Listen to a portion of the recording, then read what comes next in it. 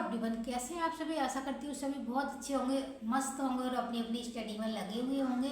जिन exams की तैयारी कर रहे हैं उनकी अच्छे से मन लगा के अपनी तैयारी कीजिएगा, मन लगा के अपना पढ़ाई कीजिएगा, ऐसी आपसे आशा करती हूँ मैं। और मैं सुमन फ्यूचर रैंक एकेडमी में आप सभी का तहे दिल से स्वागत करती हूँ मैं। तो आज मैं बात करने वाली हूँ एक सीटेट एग्ज़ाम को लेकर कि काफ़ी बच्चों का इस पर जवाब क्वेश्चन आते हैं मेरे कमेंट बॉक्स में कि मैम सीटेट का एग्ज़ाम कब होगा। तो बच्चे बहुत परेशान भी हो चुके हैं क्योंकि जुलाई वाला सीटेट आपका नहीं हुआ है। तो बच्चे कहीं ना कहीं, बहुत सारे बच्चे सीटेट का वेट कर रहे हैं।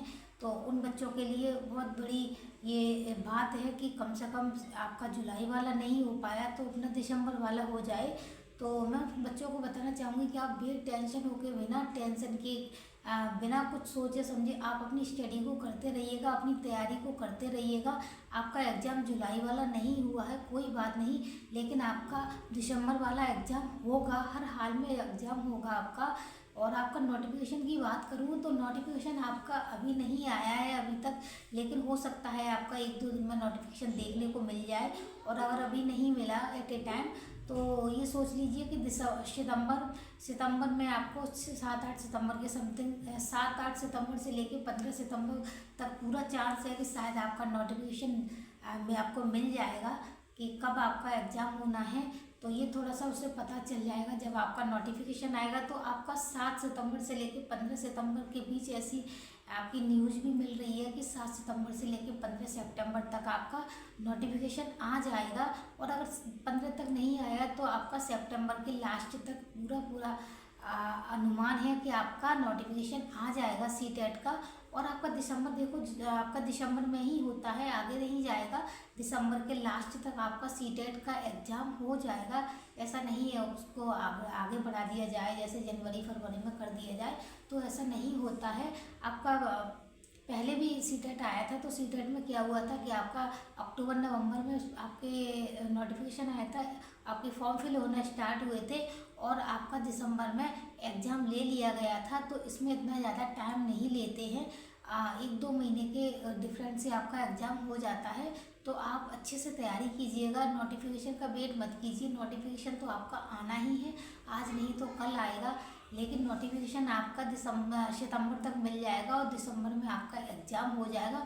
अपना ये सोच के चलिए, अपना ये सोच के चलिए, मन बना के चलिए, ऐसी अभी से अपनी पढ़ाई की रणनीति बनाइए, ऐसा प्लान बनाइए कि हमारा एग्ज़ाम दिसंबर में ही होगा। मत सोचो इस बात पे कि हमारा अभी नोटिफिकेशन आया है, एग्ज़ाम होगा भी या नहीं भी होगा। तो इस चीज़ के बारे में हमें नहीं सोचना है, हमें सिर्फ और सिर्फ ये सोचना है कि हमारा एग्ज़ाम दिसंबर में होगा और हमें उस लेवल से अपनी तैयारी करनी है, उस एंगल को देखते हुए हमें तैयारी करनी है कि हम कैसे अपनी प्रिपरेशन को करें। जो कि हमारी प्रिपरेशन यानी हमारा सिलेबस है वो आपका दिसंबर तक, दिसंबर के फर्स्ट वीक तक, या मैं तो आपकी कहूँगी कि आपका नवंबर लास्ट तक आपका पूरा सिलेबस कंप्लीट हो जाए, जिससे आपको रिवीजन के लिए थोड़ा सा टाइम मिल सके।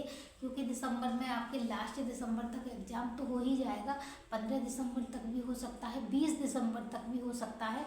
वैसे 20 दिसंबर तक होने के ज़्यादा चांस हैं, लेकिन अगर बाई चांस नहीं होता है आपका 20 दिसंबर तक तो हो सकता है आपका लास्ट दिसंबर तक चला जाए एग्ज़ाम।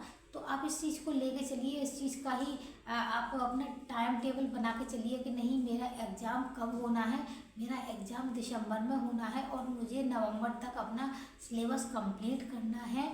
और अपना अच्छे से समझ के तैयारी कीजिएगा, जिससे कि आपका फर्स्ट अटैम्प्ट में ही सीटेट निकल जाए। क्योंकि क्या होता है ना, काफ़ी बच्चे कई बार एग्ज़ाम दे लेते हैं सीटेट का, लेकिन सीटेट क्लियर नहीं होता है। तो उसमें देखो, सीटेट का एग्ज़ाम इतना टफ नहीं है आपका टफ। मैं दोनों निकाल चुकी हूँ, मेरे दोनों निकल चुके हैं, जूनियर प्राइमरी में दोनों क्लियर कर चुकी हूँ और मेरा फर्स्ट अटैम्प्ट में ही निकला था।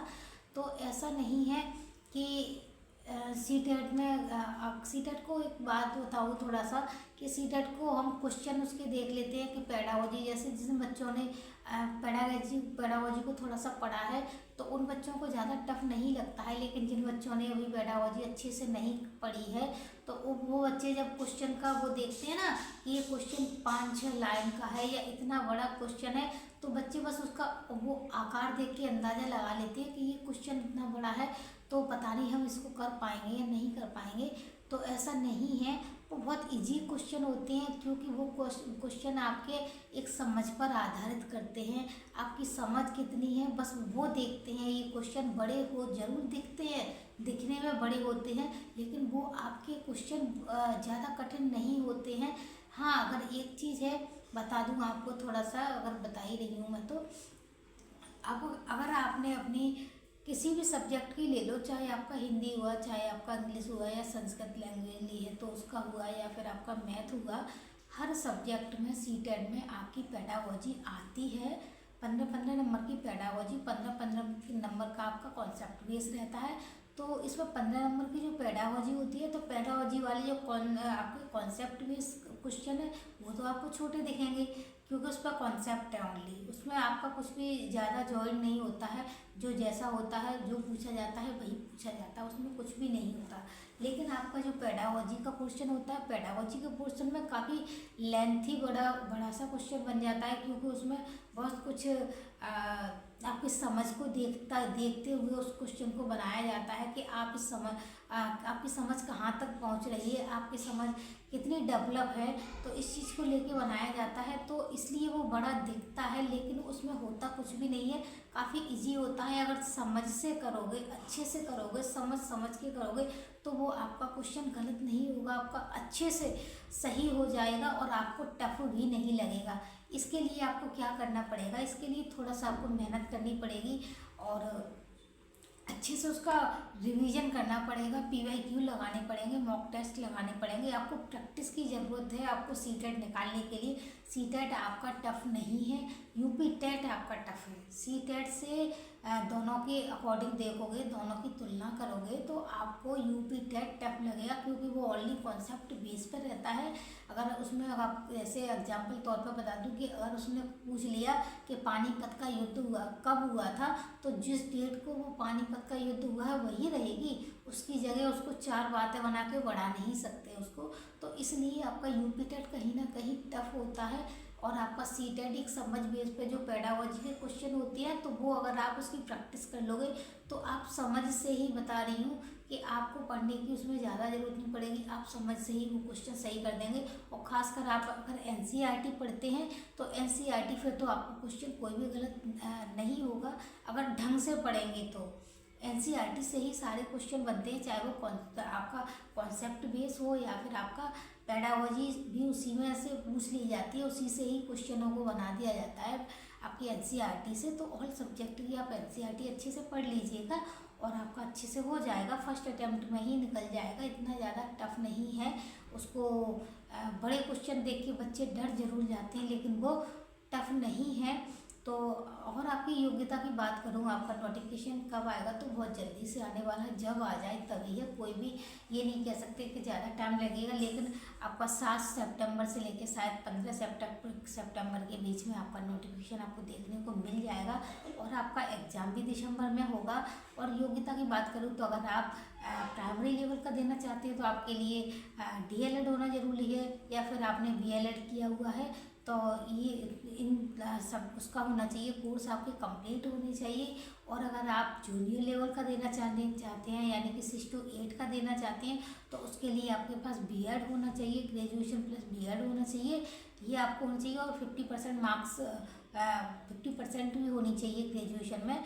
तो ये चीज़ रहती है, योग्यता में ज़्यादा कुछ नहीं है, बस आपका ग्रेजुएशन और आपका B.Ed या फिर DLED या BLED होना चाहिए। तो ये चीज़ रही आपकी योग्यता को लेके। तो इसमें सभी बच्चे फॉर्म अच्छे से भरिएगा, और इसमें अपीयरिंग वाले भी फॉर्म भर सकते हैं। अपीयरिंग वाले भी इन्हें सोचा कि हमारा भी कंप्लीट नहीं हुआ है पूरा DLED या BLED, तो उसके लिए तो उसके लिए क्या कहते हैं, आप बिल्कुल भर सकते हैं। तो आप एक अच्छे से फॉर्म भरिएगा, बिल्कुल ही मत सोचिएगा कि हमारा कंप्लीट नहीं हुआ है DLED, तो अच्छे से भर दोगे तो ये है। अभी नहीं, पहले तो फर्स्ट अटैम्प्ट में निकालो, टाइम बचेगा आपका। और नहीं भी निकलता है तो आप कम से कम ये तो है कि नेक्स्ट ईयर अच्छे से निकाल सकते हैं, क्योंकि आपको नॉलेज बढ़ेगी, उससे आपको आइडिया लगेगा कि कैसा एग्ज़ाम आता है। तो मिलती हूँ आपसे नेक्स्ट वीडियो में। और CTET की UP टेट के लिए आपको बताना चाहूँगी कि CTET और UP टेट के लिए मैं अपना क्लास देती हूँ बच्चों का। तो बच्चों बच्चों के लिए तैयारी भी कराती हूँ, एनसीईआरटी करा रही हूँ अभी।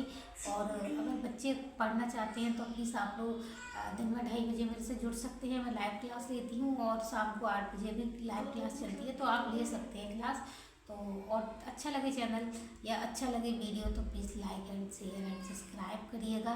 चैनल को सब्सक्राइब जरूर करिएगा, जिससे हम लोगों को काफ़ी मोटिवेशन मिलता है, हम लोगों को खुशी भी होती है कि चलो आप लोगों ने हमें पसंद किया, आप लोगों ने हमारी अपने वीडियो को भी पसंद किया।